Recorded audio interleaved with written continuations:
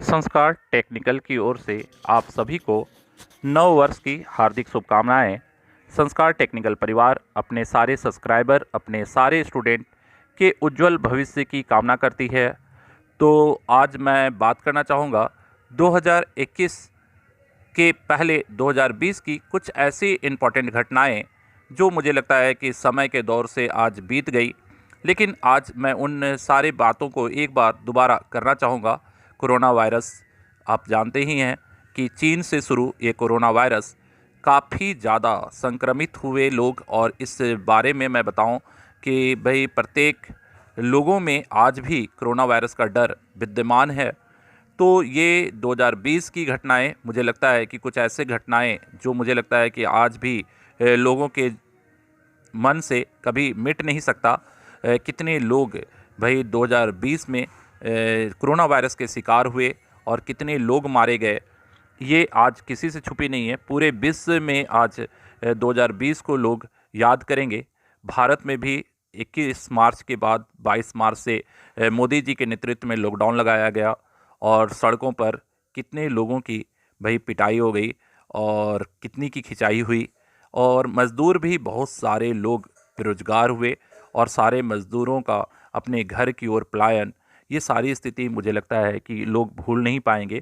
और कुछ ऐसी यादगार तस्वीरें मैं चाहता हूं कि भाई आज मैं उन सारे तस्वीरों को लोगों तक शेयर करूं, और ये यादगार पल जो हम लोगों ने बिताया है उन सभी को हम लोग कभी भूल नहीं पाएंगे। तो संस्कार टेक्निकल परिवार भी इस लॉकडाउन में काफ़ी कुछ सीखने को मिला है। तो मैं कहूँगा कि सबसे पहले तो भाई हम लोगों ने 26 जनवरी से ही एक नए स्कूल, संस्कार टेक्निकल प्ले स्कूल का प्रारंभ किया था, और उसके बाद लॉकडाउन, और लॉकडाउन में भी भाई मोदी जी के नेतृत्व में हम लोगों ने भी बढ़कर अपने तरफ से जो भी हो पाया वो हम लोगों ने किया। तो भाई चाहे डॉक्टरों को मोटिवेट करना हो या रात को दीप जलाने से लेकर इन सारे कार्यक्रमों में हम लोगों ने बढ़ चढ़कर हिस्सा लिया। और लॉकडाउन में घर से लेकर घर में छोटे मोटे काम से लेकर अपने हेल्थ की कितनी आवश्यकता है, इन सभी चीज़ों को समझा कि हेल्थ भी एक इम्पॉर्टेंट पार्ट है। और यहाँ तक कि मैं बात करना चाहूँगा पॉलिटेक्निक एग्ज़ाम की। हाँ भाई, पॉलिटेक्निक एग्ज़ाम जो इस लॉकडाउन में बच्चे कैसे करें, ऑनलाइन क्लासेस की हम लोगों ने भी भाई शुरुआत की। और इसके बाद नई शिक्षा नीति के बारे में भी बहुत सारी जानकारी एकत्र करना पड़ा और बच्चों को देना पड़ा। और बिहार झारखंड के पॉलिटेक्निक की तैयारी ऑनलाइन करवाने से लेकर और पॉलिटेक्निक के लिए आंदोलन तक करना पड़ा भाई। झारखंड में जो एग्ज़ाम नहीं करवाई गई, तो इससे भी बहुत सारे हम लोगों को प्रभाव पड़ा है। और ऑनलाइन काउंसलिंग के बारे में भी लोगों को झारखंड जैसे क्षेत्रों में जानकारी अच्छी नहीं होने के कारण भाई बहुत सारी समस्याएं हैं। और इन जनसभाओं को तो की गई लेकिन एग्ज़ाम नहीं हुआ। तो भाई हम लोगों ने बच्चों को फिर बताया कि रजिस्ट्रेशन कैसे करना है, चॉइस फिलिंग कैसे करना है, कैसे बच्चे अच्छा कॉलेज ले, ये सारी जानकारी हम लोगों ने बच्चों तक उपलब्ध कराई।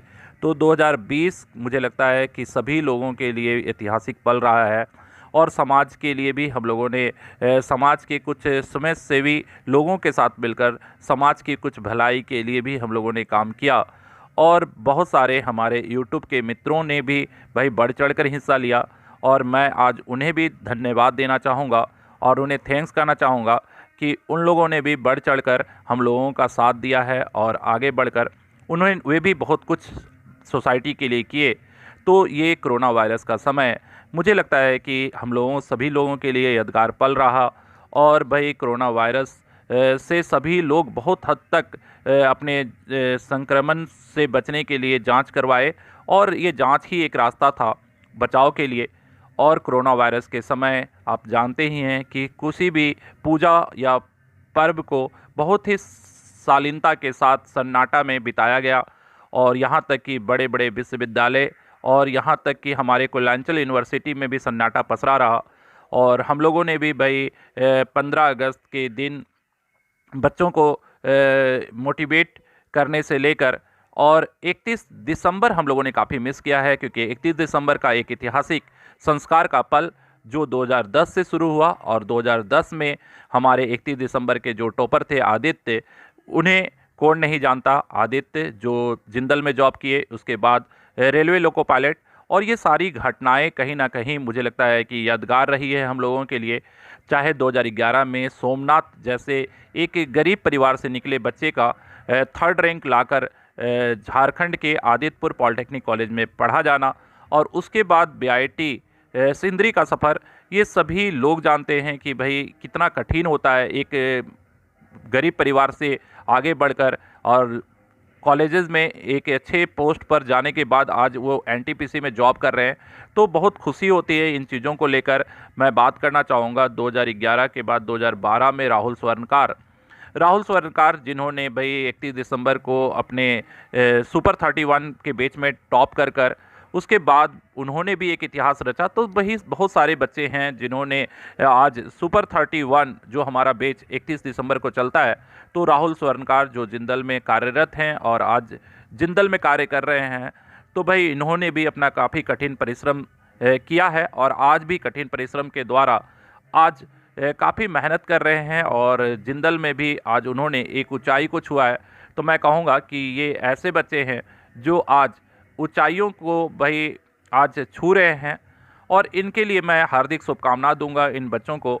तो मैं बात करना चाहूँगा इसके बाद संतोष मुंडा की, जो सेल में जॉब कर रहे हैं और सेल में आज मुझे लगता है कि आज सेल में भी जॉब करने के बाद वहाँ भी इनकी मेहनत आपको देखने को कंटिन्यू मिलेंगे इनके मेहनत को, क्योंकि ये सभी वे बच्चे हैं जो ऊंचाइयों पर अपनी उड़ान आज भी उड़ रहे हैं।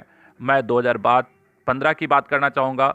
2015 में रेशव कुमार, हाँ भाई रेशव, जो टाटा कंपनी में जॉब कर रहे हैं। तो ऐसे बहुत सारे बच्चे हैं भाई रेशव जैसे।